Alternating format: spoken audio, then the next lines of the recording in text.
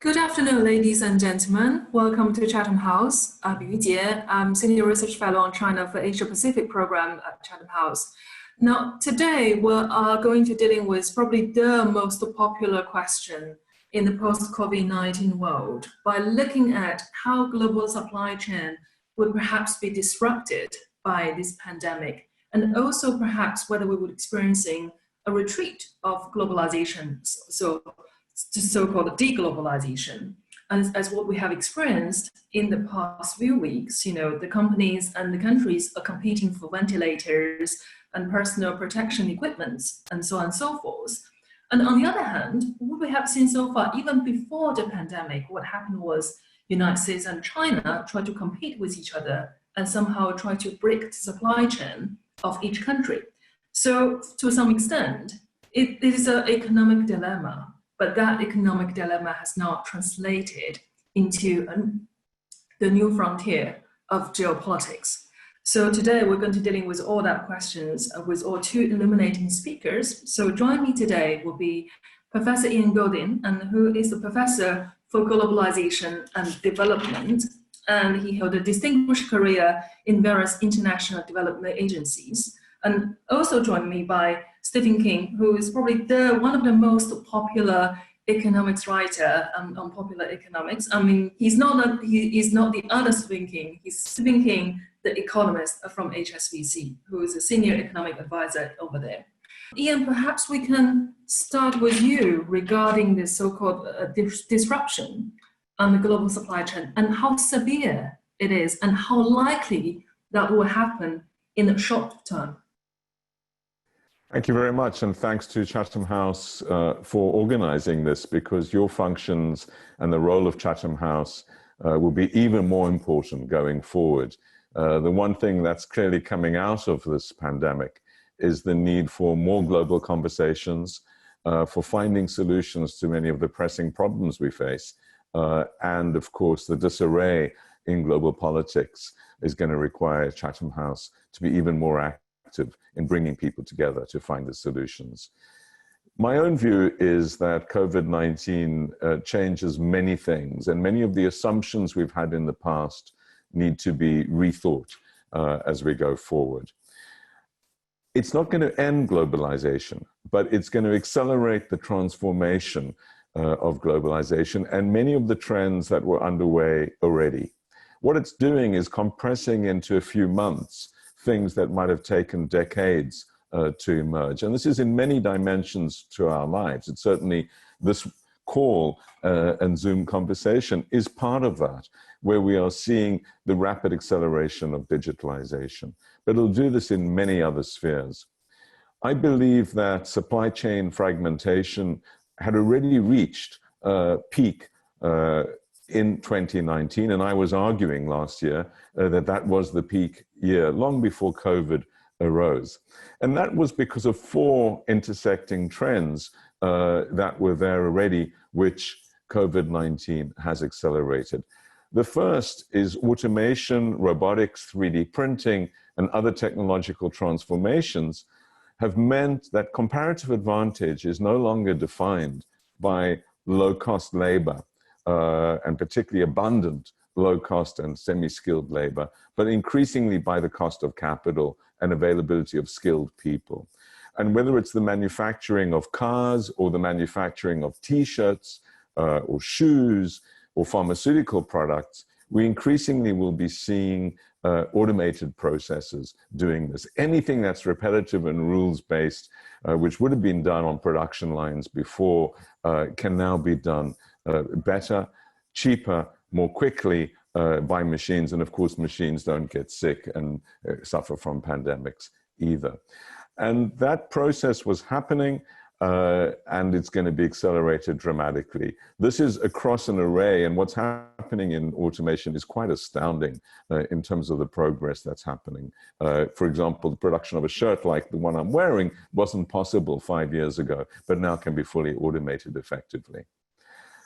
A second big trend is, of course, customization. We don't just want things that are generic, that everyone else has. We want things that are individualized. I want this shirt to be scanned to fit my body my shoes to fit my feet, and increasingly generic drugs that will be individualized through my own DNA sequencing. And we're seeing this across a very wide array of things. We want our names printed on our products. We want them specified. And so increasingly we'll see, and this is already happening in book production, for example, but in many other areas, that the product will be produced for the individual reader or the consumer. A third trend is, of course, immediacy. We want our products delivered this afternoon or tomorrow. We don't want them coming 2 weeks later from the other side of the world. And that is happening at dramatic scale. It's been accelerated by this digital transformation and by the fact we cannot go to many of the shops we used to go to. And that is going to be a pressure for relocation of production close to the big markets. So China and Asia, Europe, the US, a reshoring, responding to that. And the fourth is, of course, nationalism and protectionism, which were trends that were very prevalent before this. They've accelerated since the 2008 financial crisis, and they will accelerate much more rapidly still. So these things are all happening. But in other aspects of globalization, and that's why I don't think this is going to lead to deglobalization, we're seeing dramatic acceleration of more globalization. And again, digital is the prime example of this. There's never been a period of greater digital globalization. And on many indicators, we have something like 10 times the digital flow this May, for example, that's just passed, than we did in May 2019. That's cross-border flows are what define globalization. These are cross-border flows. There will also be dramatic increases in financial flows, although different financial flows. Official flows will dramatically increase. I was speaking to Kristalina Georgieva, the managing director of the IMF yesterday for a new BBC series I'm doing. And she tells me that the IMF is facing unprecedented demand for its resources, over 100 countries applying for bailouts of different types. So official flows will vastly increase, and I believe, and Stephen is better placed than I to comment on this, but I believe we'll also see an increase in private flows because everything is being repriced. And there'll be a wave of mergers and acquisitions and of foreign divestment and investment opportunities around the world, responding to these other trends and responding to COVID-19. The science community has also accelerated its globalization. The collaboration on finding a vaccine, the collaboration on finding many other dimensions of the solution on this, on production of masks, equipment, etc., is accelerating. And when you speak to scientists and my colleagues across Oxford, they say they've never seen a period of greater globalization. So it very much depends on what you're talking about, what aspects. The deglobalization aspects of travel have obviously been brutal, not least on flying because of the lockdowns. I think we'll see a recovery of tourism, a rapidly between the bubble zones which are safe. Business tourism, I think, is permanently impacted and will increase, but at a lower level, because I think we're recognizing for cost saving, for climate change, and for efficiency reasons that we don't have to travel as much as we did. And so we'll mainly have it when convening is necessary or a very special occasion. So I think but the only aspect of globalization that I think is permanently different as a result of COVID-19 is business travel. All other aspects, I think, are likely to get back onto a growth trajectory and accelerate previous trajectories, but business travel is different. So in all respects, I think globalization is not only the big uncertainty, of course, is political globalization. And there, I think we are seeing an extremely worrying trend. What the COVID-19 should be teaching us is that there's no wall high enough to keep out a global threat, whether it's a pandemic or climate change or antibiotic resistance or other threats. What it should be teaching us is that we need more global cooperation, not less. And pandemics are unique in that they can arise absolutely anywhere in the world. Most other global threats can arise from a small number of countries. Financial crises, there's only a handful of countries that could cause a global financial crisis. Even climate change, 90% of emissions come from about 20 countries. But pandemics are unique, and they should teach us that there's no place in the world that we don't have to worry about. And yet what we're seeing is this fracturing of politics. And this comes back to why Chatham House is so important. The question is, Are we going to get strengthened global institutions, strengthened cooperation out of this, or is this going to be more like a fragmentation? And that makes me think about the world wars. And what we don't know yet is whether we in World War I or World War II. World War I, of course, was followed by austerity, by nationalism, by protectionism, which led to the Great Depression, the rise of populism, and an even worse war.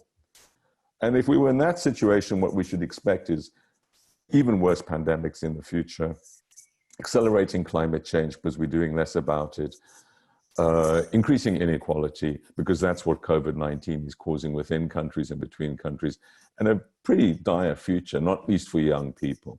But the alternative is to think more positively and think, well, in the midst of the Second World War, we had visionaries that created the United Nations system, that created the Bretton Woods institutions, that began working on the Marshall Plan. Beveridge Report created the welfare state in the midst of the Second World War, while the building he was working in was being bombed. And the civil servants were set to work on building a new world, which they did.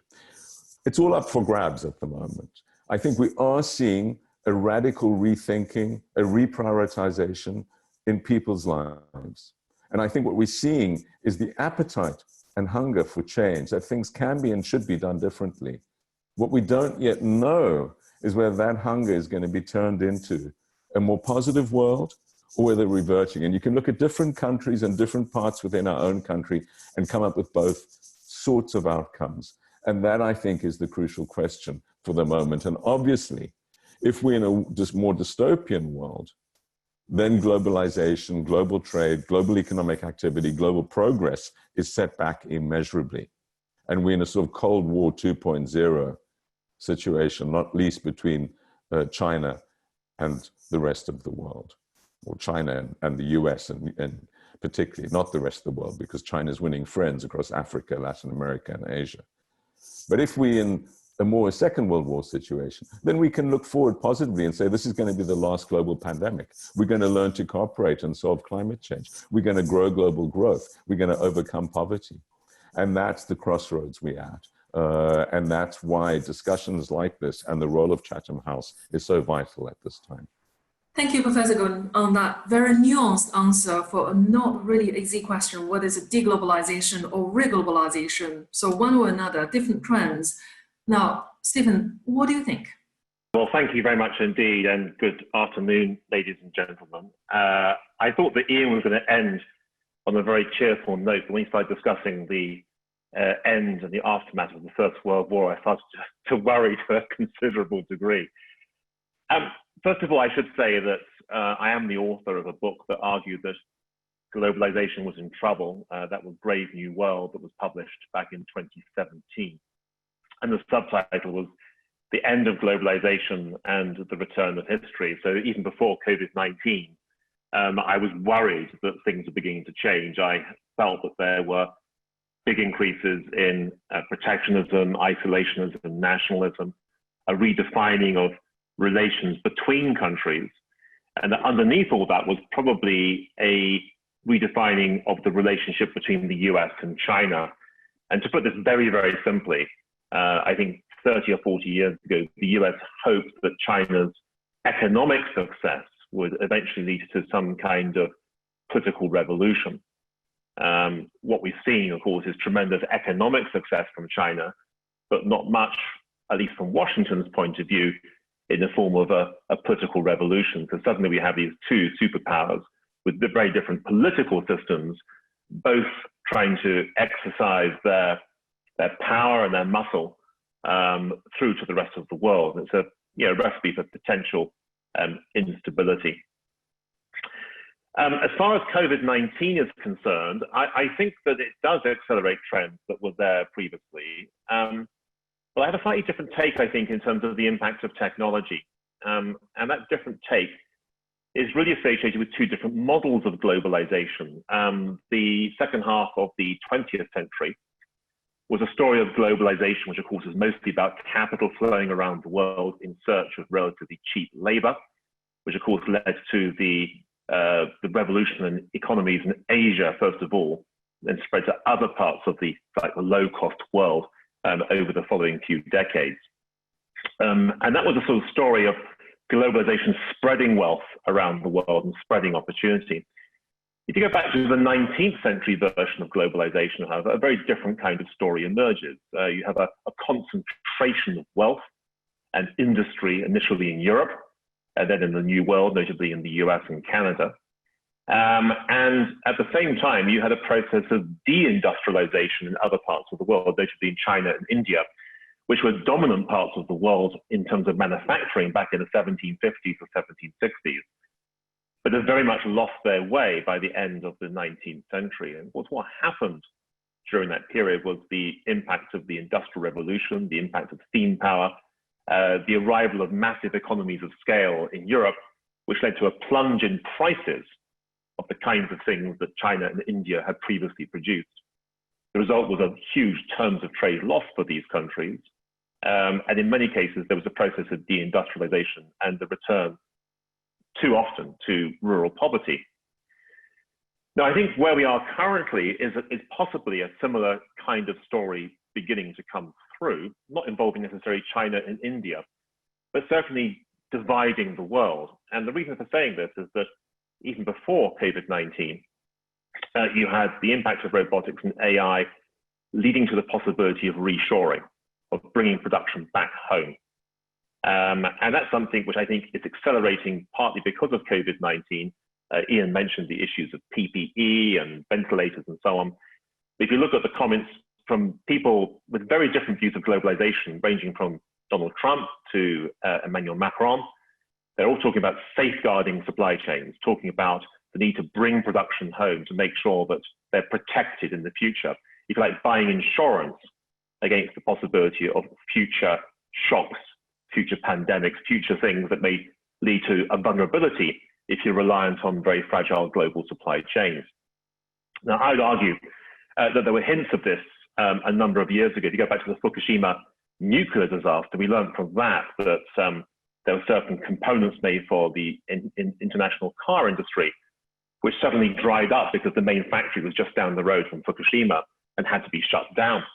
That doesn't lead to a major change, but what we've now seen as a consequence of lockdowns in different countries are hundreds and thousands of such factories being shut down, if you like, revealing the vulnerability across different countries, and again, putting that focus on looking after local supply chains rather than global supply chains.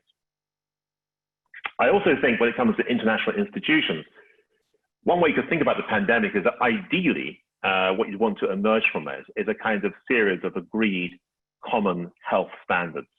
So a bit like some of the rules of the game that came through after World War II with the institutions that Ian mentioned, you'd ideally want to have a sort of souped up World Health Organization, which would ensure that there were measures of common achievement in terms of healthcare and so on, which would allow borders to open relatively quickly. But I think the chances happening are very, very low, partly because the WHO itself has become a scapegoat, particularly from an American perspective, but also because the pandemic has revealed that there are countries around the world that have very different abilities to cope with the pandemic. And I can imagine a situation over the next few months whereby some countries begin to enjoy internal unwindings of lockdowns, whereas external lockdowns remain in particular between parts of the developed world, which have deep fiscal pockets that can achieve social distancing, and parts of the emerging world that do not have those deep fiscal pockets, and which cannot so easily achieve social distancing because of the quality of their housing. And in those circumstances, I can imagine a situation where the world becomes increasingly disconnected, partly because of concerns about differing health values and differing abilities to cope with health standards across different parts of the world. So my sense is that all this implies that we're talking about a further dislocation of connections around the world, a process that was already in place, I would suggest, before the advent of COVID-19, but which is now beginning to re-accelerate.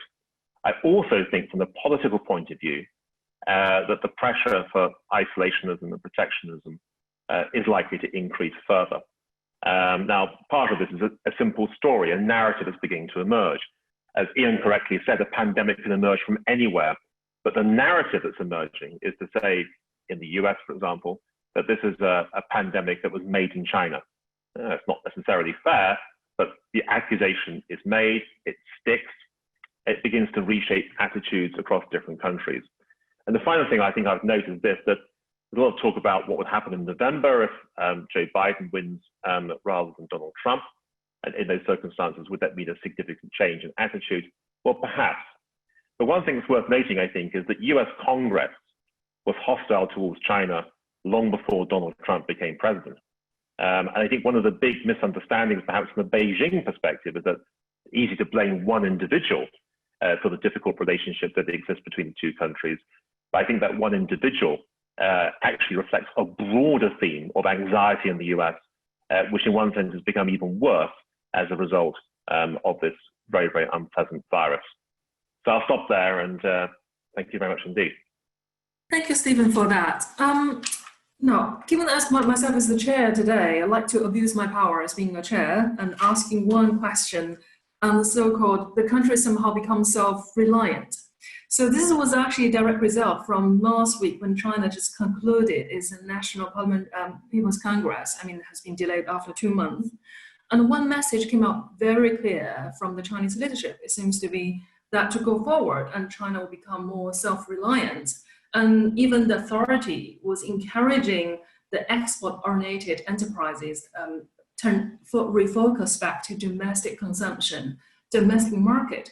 Now, this is certainly happening in China as being the major beneficiary for the first round of the so-called globalization. So I wonder if the similar pattern would happen across both developed world and developing world, that country will become more and more self-reliant in the age of the post-COVID-19 world. So a question for both of you. I think it is going to be a case that the big markets will attempt to be more self-reliant. But for smaller economies and for the global economies, that's of course a downward spiral. I mean, one thing we learned from history is that if you try to produce more of a whole range of goods and services domestically, particularly for smaller economies, and particularly if that involves state aid and tariff protection in order to do it, you basically back into the world that we gradually were able to overcome of protectionism and nationalism of past periods of history.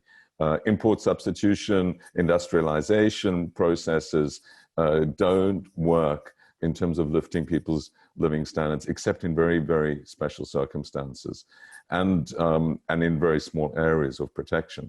So I think that for China, it's one thing, and Europe can do the same, and the US can do the same. But for countries across Africa and Latin America or South Asia to do this would be largely disastrous for their citizens. And of course, there's a downward spiral because they are exporting to these big markets, and therefore their export opportunities would be severely curtailed, and it would negatively impact on the whole global trading scene. I'd like to just pick up, if I may, on some of the points that Stephen raised, and also a question that's come through the Q&A. And then give the floor back to Stephen. In The Butterfly Defect, a book I wrote in 2014, I said a pandemic was inevitable and it would lead to the next global financial crisis, and reiterated that a number of times since then.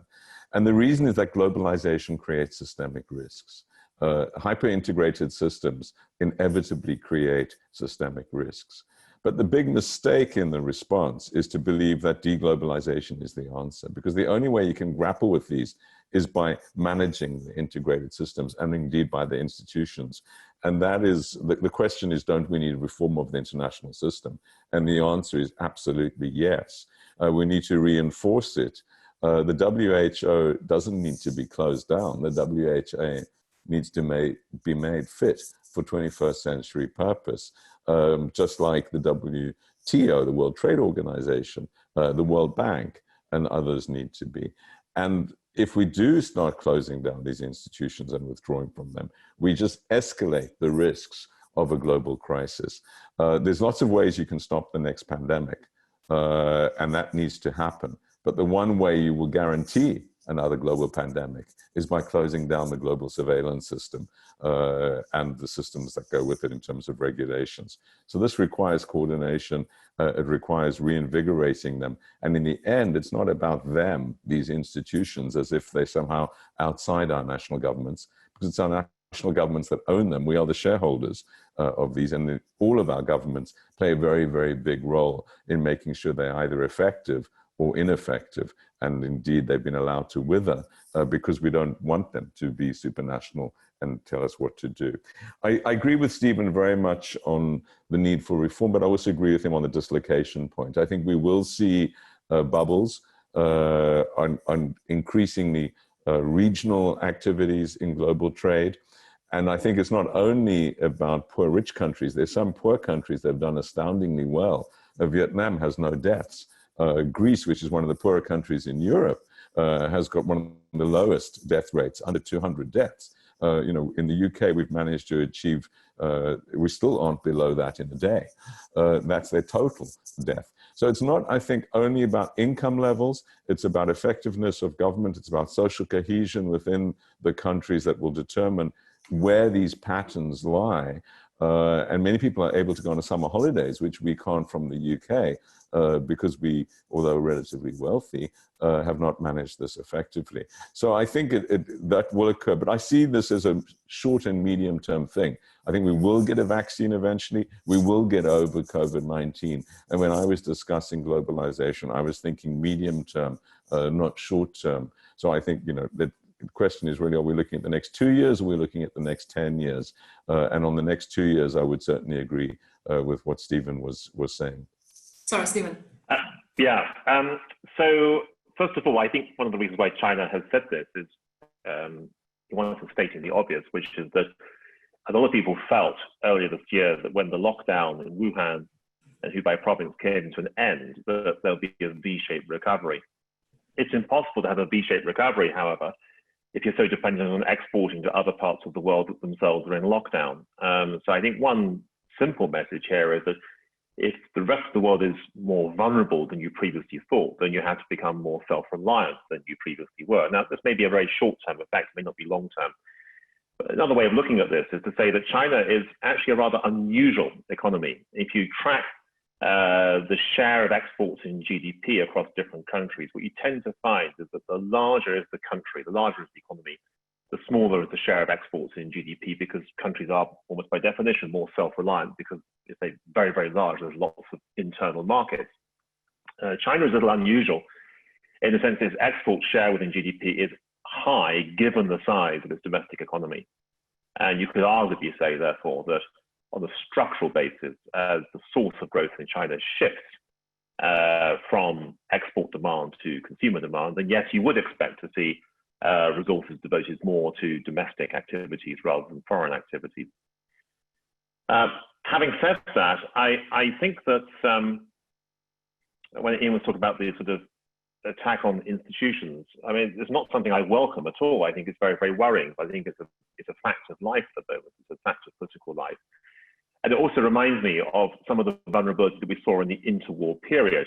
If you go back to the 1920s and 1930s, a period of austerity in Britain, for example, and then depression around the world. One of the things that was pretty clear during the Depression was that as each country retreated into its own little safe box, whether it's because of Smoot-Hawley in the case of the US, tariffs imposed there, whether it's because of imperial preference of the UK and its empire, other countries lost out. You could arguably say that Argentina, for example, began its downward spiral economically from about that point onwards. Up until then, Argentina had been a darling of the global economy, doing incredibly well in the late 19th century, the beginning of the 20th century. As soon as global conditions changed, it lost its way. And over the last 100 years, it's probably had more financial crises than any other country in the world. So when the external environment changes significantly for a small country, and it makes perhaps the wrong decisions in terms of how it connects with the rest of the world, then the results can indeed be extremely damaging. Now, taking questions from the audience, I've noticed a couple of questions revolving around the roles of multinational company. Now, this already happened even before COVID-19, that the multinational company will have to force to choose between the two great powers between China and the United States.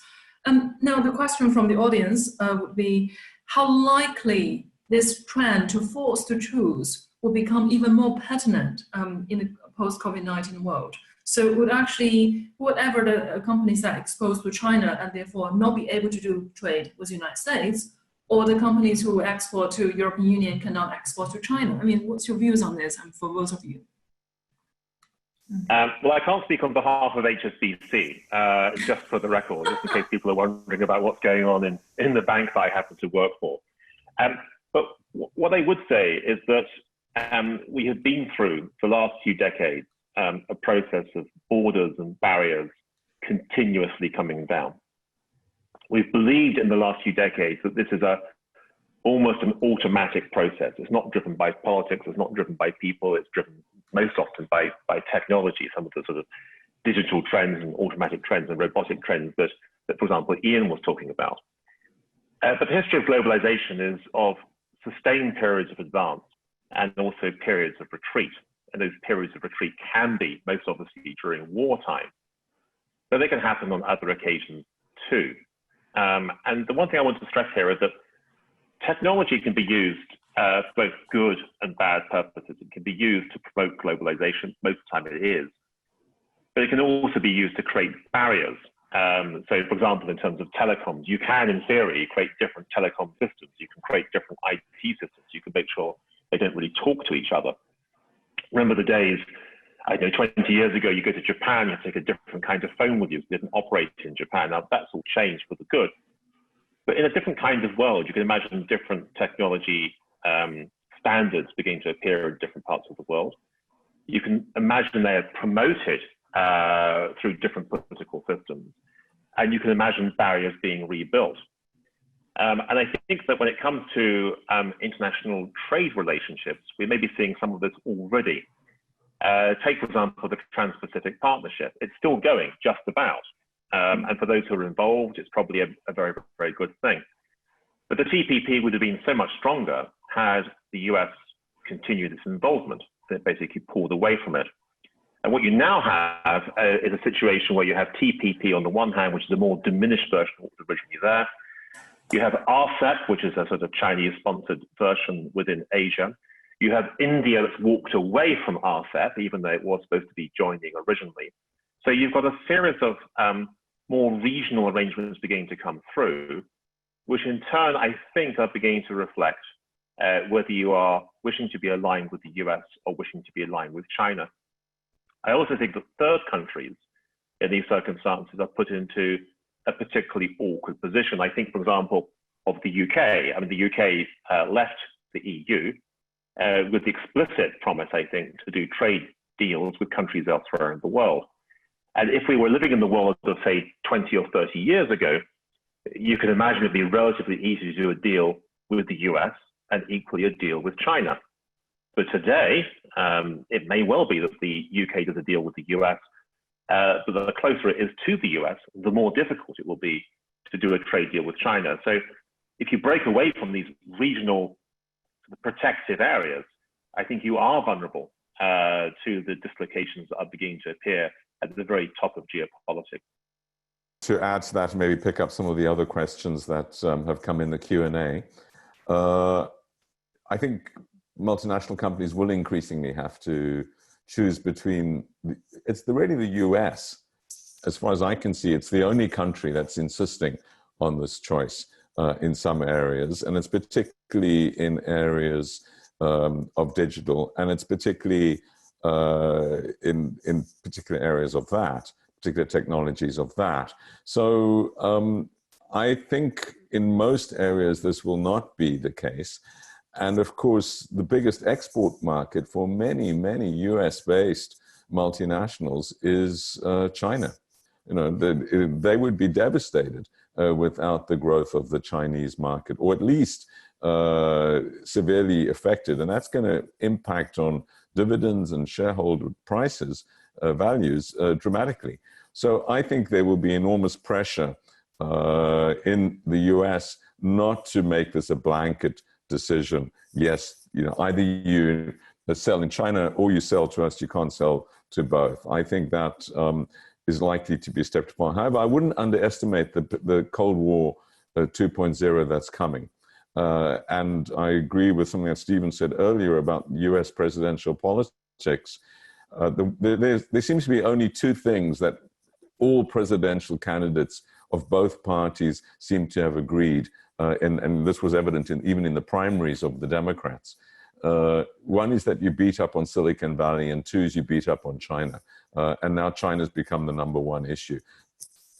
Biden is not going to go soft on China, I don't believe. And I don't think the Congress people will, senators will in the Democratic Party either. The questions come in about whether other countries can benefit from the reluctance of the US to do business with China, particularly middle-income countries. I think there is a potential. This might be beneficial, for example, to Mexico. It might be beneficial to some of Europe's neighboring countries, like North African Egypt and others. But I wouldn't go too far with it, because the growth of the world market is basically in Southeast Asia. They will rebound quicker from this crisis, and they will grow at higher levels because of the combination of population dynamics and economic dynamics and catch-up. So given that they are likely to be the greatest potential, it would be, in my view, pretty foolhardy of a global company to relocate from China to Mexico or to North Africa when the Southeast Asia is still going to be the biggest growing market in the world. And we're in pretty stagnant markets in North America and in Europe. So that is, I think, going to put a dampener on relocation. And I also think these technology issues will become very dominant. We're not going to have mass production manufacturing anymore anywhere in the world of the nature that it was in the past. So I think that's going to be very, very significant. In terms of the trade-offs for the European Union, particularly in everyone, as to between where you invest and how you invest, my own view is that Europe's going to have to make some very big and tough choices in the coming months. And that is decide how closely it wants to work with China particularly. My own view is that there's no option here for Europe. That if Europe also wants to get into the Cold War, it would be extremely damaging, not only for Europe's future and its markets and its industries, not least the German industries and the French industries, but of course it would severely undermine the climate change and pandemic and other global agendas. There's no global problem you can think of where China is not a big part of the solution and where Europe is not a big part of the solution. And that, to me, leads you to only one conclusion, is that if you really want to wreck the world and the global economy, extend the tensions between the US and China to Europe, and then you will do a pretty good job of it. If Europe stays in a collaborative relationship with China, I think at least we are keeping alive the potential for addressing climate change, pandemics, and other threats, and creating coalitions of countries that are prepared to do the right thing, even if the US doesn't at this stage. And that's vital. And of course, the amount of money that's being thrown at economies as a response to COVID-19 gives us a real potential to invest in green infrastructure at an accelerated rate. That's another potential accelerator that we see. So there are actually some aspects of EU-China relations could actually work closer after this COVID-19. Right, okay, I also noticed there are two questions for Stephen. Firstly, let's shifting of attention away from developed countries into developing world.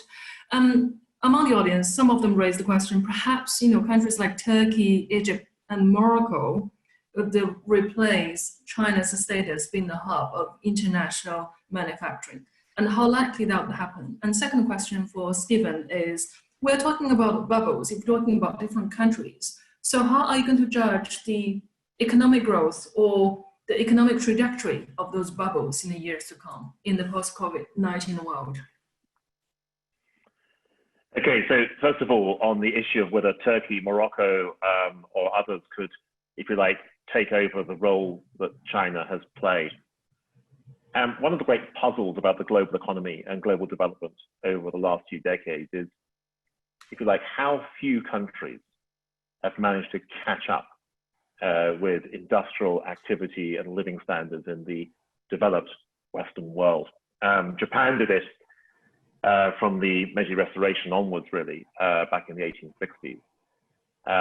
More recently, you've got the example of many countries in Asia, and arguably parts of China have done it. Not all of China, but we shouldn't forget that China is a very, very regionally unequal country. There are parts of China where living standards are up there with some of the not so well off countries in Europe. There are other parts of China which are still incredibly poor, but nevertheless, the parts that have developed extremely rapidly in a relatively short space of time. What is puzzling is that beyond those examples in Asia, very few countries that were in the, or are in the emerging world have demonstrated the same degree of cash up.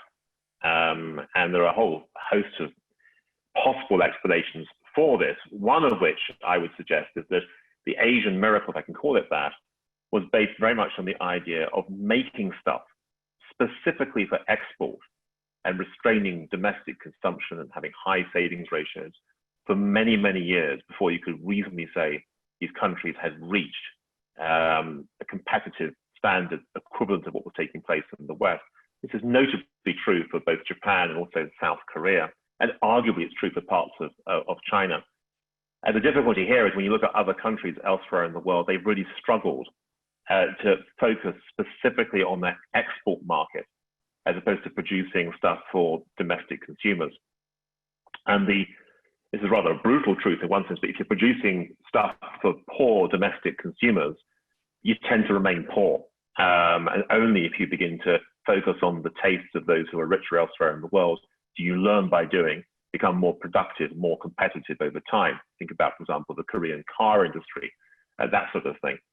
So I frankly think that for lots of countries around the world, they really have struggled to emulate what has taken place in China and other parts of Asia.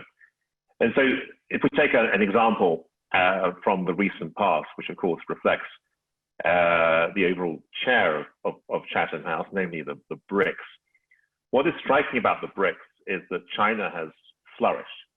India has done pretty well. If you look at Brazil, Russia, South Africa, they've all struggled to grow, particularly they struggled to grow after the global financial crisis. And we look at the growth rates of Mexico and South Africa in particular, they're as weak, if not weaker, that has taken place in the developed world. So the idea that somehow you can just switch production from country A to country B, and that this country will somehow flourish, that hasn't really worked out in quite the way that people might have originally hoped for. Sorry, the second question was which one? Oh, about bubbles and how things will work in different countries. Well, the first thing I'd note, actually, this goes back to Ian's comment about the IMF and international official flows of finance. What is striking about this crisis so far is that the official flows are going up precisely because the private flows have gone into reverse. And one of the big difficulties that emerging markets have is that if they're going to fund lockdowns, they need to have much bigger budget deficits. Much bigger budget deficits, other things being equal, tend to mean a weaker balance of payments position, downward pressure on the currency, a fear perhaps of eventual default. And in those circumstances, the emerging market naturally starts to think about ways of preventing that from happening, which typically means capital controls or something like that. And of course, the fear of capital controls is precisely what then accelerates the exodus of capital and leads to an even weaker outcome for those particular countries. So what is interesting about COVID-19 is that I think it has created a degree of home bias with regard to private capital flows that wasn't there previously, which in one sense is a reflection of the fact that if you're going to invest in any country with a rapidly rising budget deficit, you'd rather do it in parts of the world you feel you can definitely trust, rather than the parts of the world you think have perhaps a tricky history in terms of default and financial instability. So it is easier, frankly, for the US or Europe or the UK to do this kind of thing than is true of emerging markets. And this has created a sort of a weird reverse bubble for emerging markets over the course of the last few months. The other thing I think I'd briefly note is that as far as the developed world is concerned, What we're seeing at the moment is not just fiscal experimentation, but also monetary experimentation too. Incredibly low interest rates, talk of helicopter money, central banks funding to a certain degree or supporting to a certain extent government bond issuance. Again, that might be a problem for currencies, but it also raises questions about the performance of asset markets. And one of the things that's been particularly striking, notably in the US, to a lesser degree in Europe, is how equity markets have recovered very strongly in the midst of what appears to be the worst economic downswing, at least since the Great Depression, if not for longer than that. And that seems to be a sort of strange mix of things. But I think that what may be happening here is that a lot of small and medium-sized enterprises who are not listed, who are not protected in terms of capital markets, are hugely vulnerable, in danger of going bankrupt. And what politicians and central banks have effectively done by printing money and supporting stock markets is that basically they've looked after the large companies which employ the most people, but they may also be, of course, the least dynamic, the least entrepreneurial, the least risk-taking, and that may actually dent longer-term growth prospects. Thank you, Stephen. Now, come to another round of general question rather than country or region specific. Ian, in your early remarks, you mentioned about the so-called digitalization, that increasing this digitalization in this round of globalization.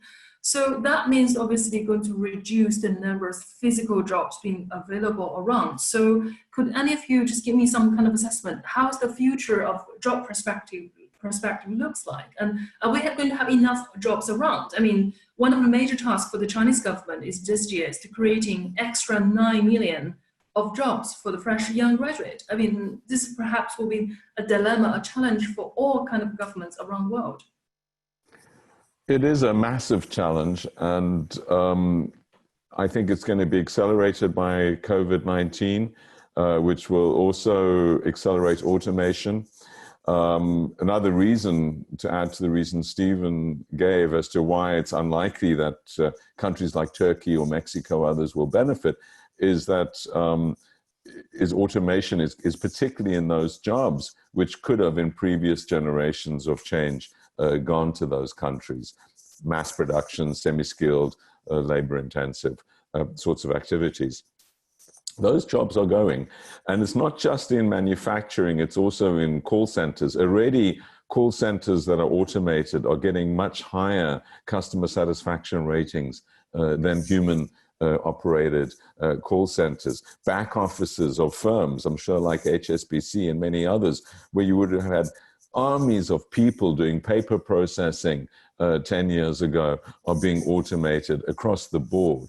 And that's, you know, in Philippines alone, you have 1.5 million people in these sorts of service activities. There might be a globalization of high-end services. So why would you pay a lawyer £1,000 or dollars or euro an hour when you can get the same thing done for 10 euro or dollars in somewhere else, by someone somewhere else? So I think there will be that globalization at the high end, which will create opportunities in many sectors, but it's not going to create the jobs in our countries or in developing countries. It very much depends on the demography, how this is going to impact on different economies. And China has 4 million less workers this year than last year. So I was predicting before COVID-19 that real wages would double in China over the next 5 years or so, because of the intersection of economic growth and demographic change. So China might welcome automation, and Europe too is going to be suffering from a very rapid contraction in the workforce because it's very rapidly aging population. That brings other challenges like very rapidly rising dependency ratios, less and less people working for every dependent, and that has massive tax implications. But the implications in Africa are very, very different. We have 100 million people coming onto the labor market over the next 10 years. It's the youngest population by far. And so this particularly will be devastating for Africa. I think we will see mass unemployment everywhere. But in my own view is that in those economies where you have a contracting workforce combined with a recovery in economic growth, that will gradually dissipate. And the big challenge is, are young people going to be able to get into the labor market, particularly those that have missed out on education and this round of jobs. And this has been a massive act of solidarity of young people for elderly people. Young people are less vulnerable to the pandemic, but more vulnerable economically. And that, I think, is going to be a big issue politically as well going forward. So the answer is yes. Unemployment is a massive structural issue. It's here to stay. It will exacerbate inequalities. It will be exacerbated by the technological trend well. And it's a bigger problem for countries where the population, particularly the population of working age people, is expanding rapidly, but jobs will not be. It's a smaller problem in countries which are seeing a contracting workforce due to the demographics, but it's a massive issue. Thank you for this. Stephen, I just noticed a ray of radiance come to you, so perhaps you would like to enlighten us on this question as well. So, go back to Ian's comment about Africa in particular. He talks about the dangers of mass unemployment in Africa and people not being able to get the opportunities they might have done had capital being flowing around the world more freely.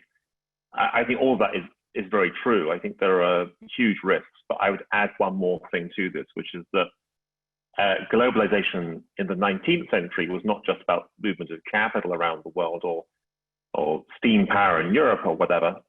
It was also about mass migration. And if you look at the mass migrations from Europe to the so-called New World, to North America in particular, sometimes the drivers were simply economic opportunity. If you were a skilled worker coming from England or from Germany, the chances are you get even more money in the US than you would do staying at home. So people made that move for good economic reasons. If, on the other hand, you were an unfortunate victim of the Irish potato famine, you might still have gone to the US, but for entirely different reasons, that you were so desperate to escape from the awfulness of what was going on in Ireland, that the only option you had was to jump on what was called a coffin ship, because about 20% of those who made the crossing would die on the way. And your desperation forced you to move, because the alternative of staying put was almost certain death. Now, this is all very miserable, but I think that when it comes to parts of the world that are starved of these capital flows, if capital goes back home or we end up with a different kind of globalization focused on skills, then people will move. You'll have much more in the way of economic refugees. And what we've already seen and witnessed in terms of people from, say, Syria traveling to Europe, or people coming from parts of Africa, sailing across the Mediterranean, this may be merely a dress rehearsal for the numbers that eventually begin to come through. Because Ian's right, the numbers here are staggering. The relative shift in the population size, if you believe the UN's numbers, is really off the scale. So I think Africa today accounts for about 15% of the world's population. And by 2100, the estimate is that it will be up to about 40% of the world's population. And if that 40% is not seeing economic development, they will move. No, I'm not sure if we have enough time for taking the next question. So, but nevertheless, the debate on economy will continue. So next week, Tuesday, between 9 to 10 o'clock, and we shall tackling the second phase of China's Belt and Road Initiative, which should be also a purpose discussion as well. Now, please just allow me to give a round of applause, and perhaps you can applause or you cannot, to thanks to all excellent speakers and enlighten us on this very difficult and extremely challenging question, and try to answer all these questions in a very succinct manner. Thank you so much, Stephen, and thank you so much, Ian. And I look forward to see all of you next time. Bye-bye. Thank you.